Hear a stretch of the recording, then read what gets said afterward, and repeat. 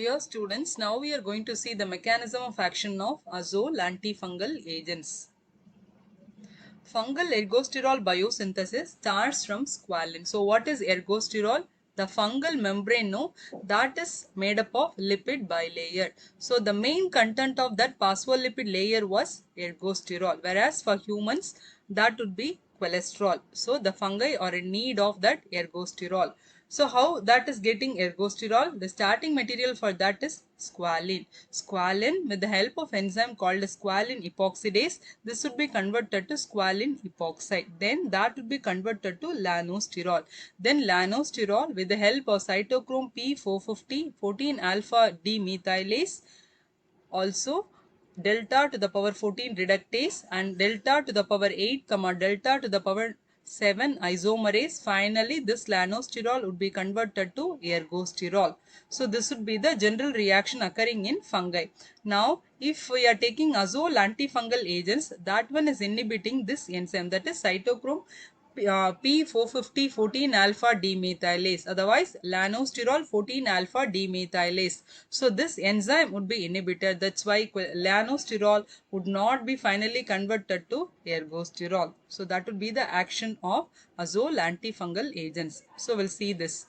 So here we have the starting material squalene, that is a non-steroidal one. So this is the structure of squalene.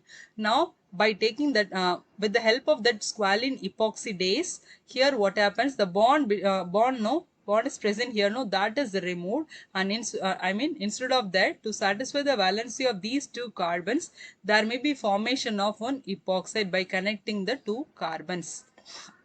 So we got squalene epoxide. Now that squalene epoxide would be converted to lanosterol. How it is converted to lanosterol? Here the bond between oxygen and carbon would be broken, and with the oxygen H would be added. That's why here these two carbons, no, this one and this one, that has to be united, and we are getting us that has to be united, and this also would be united. Everything is united and we are getting four rings like a steroid. So it is a steroid. This is a non-steroidal precursor, whereas here we got steroidal derivative, that is called as lanosterol.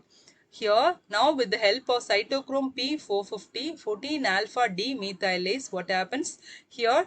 What is the use of this enzyme? The methyl group at 14th position, that is alpha methyl at 14th position, would be removed. So this is the 14th position. Here we have a dotted methyl, that is alpha methyl. So that alpha methyl would be removed, and instead of that it is getting double bond between 14 and 15.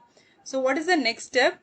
That is treated with delta to the power 14 reductase. What is the use of that delta? What is delta? What it is representing?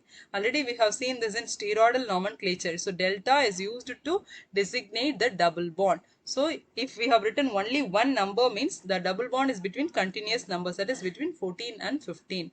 So here that double bond would be reduced by the help of delta to the power 14 reductase. So here we have a bond between 14 and 15, no, that would be reduced.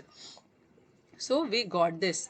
Now what is the last enzyme used here? That is called as delta to the power 8 comma delta to the power 7 isomerase. So what is the use of this enzyme? There may be isomerization of double bond between 8 to 9, 8 and 9 to 7 and 8. So here parent is having bond between double bond between 8 and 9, no, that would be isomerized, and we got double bond between 7 and 8. That is the use of this enzyme. Two more changes are there. Here we have two methyls. No, one is a beta methyl, another one is a alpha methyl. That two methyls would be removed.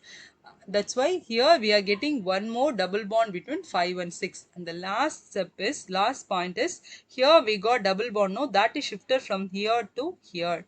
That's why we got this double bond and we got ergosterol. So how squalene is converted to ergosterol? The squalene, with the help of squalene epoxidase, that would be converted to squalene epoxide. Then that would be converted to lanosterol. Then with the help of 14 alpha demethylase, delta to the power 14 reductase, and finally delta to the power 8 comma delta to the power 7 isomerase, ergosterol would be obtained.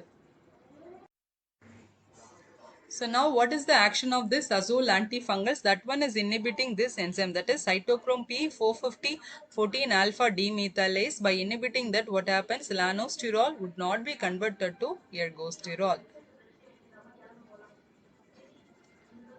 So the fungal ergosterol biosynthesis starts from squalene. The last non-steroidal precursor to both ergosterol and cholesterol is the squalene, that is the hydrocarbon. So that is a non-steroidal precursor. So this squalene is converted to squalene epoxide by the enzyme squalene epoxidase. Then that is cyclized to lanosterol. That is the first steroid in this biosynthetic pathway. So the main step is the conversion of lanosterol to both cholesterol and ergosterol, that is removal of 14 alpha methyl group. For getting cholesterol also, that 14 alpha methyl would be removed. Okay. So in that mechanism, there may be 3 successive hydroxylations of the 14 alpha methyl group. So for getting this one, here we have 14 alpha methyl, no, there may be 3 successive hydroxylations, and also converting that from a hydrocarbon through alcohol, aldehyde and carboxylic acid oxidation states. So many steps are there between that.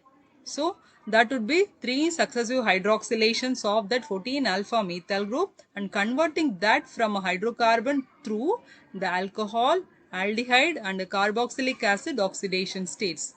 So here we are removing the methyl, no, alpha methyl. How it is eliminated? That is eliminated as formic acid to give a double bond between 14 and 15. Already we have seen this, no? So here this would be removed as the formic acid. That's why we got double bond between 14 and 15. So this enzyme is the primary target for azole antifungal agents. Either before or after modification of the side chain, the D14 double bond is reduced by D14 reductase or delta to the power 14 reductase to form trans ring juncture between the C and D rings.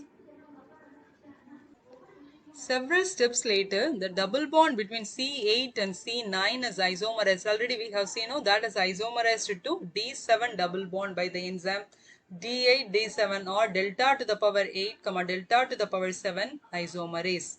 So what is the main action of azole antifungal agents? They are inhibiting the ergosterol biosynthesis through the inhibition of 14 alpha demethylase. Otherwise, it can be called as cytochrome P51. So the basic third nitrogen of azole forms a bond with the heme ion of cytochrome P450 prosthetic group in position normally occupied by the activated oxygen. Actually, azole is having the third nitrogen. No? So the third nitrogen of azole bonds with the heme ion of this enzyme. This enzyme is having heme ion, that is 14 alpha demethylase is having heme part, and that part is binded with this third nitrogen of azole. Okay. So the remainder azole antifungal forms bonding interactions with the apoprotein.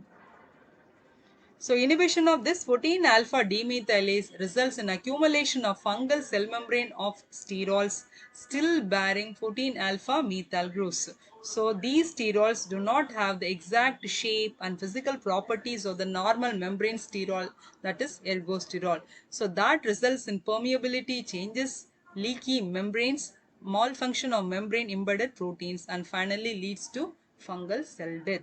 So that's all about the mechanism of action of azole antifungal agents.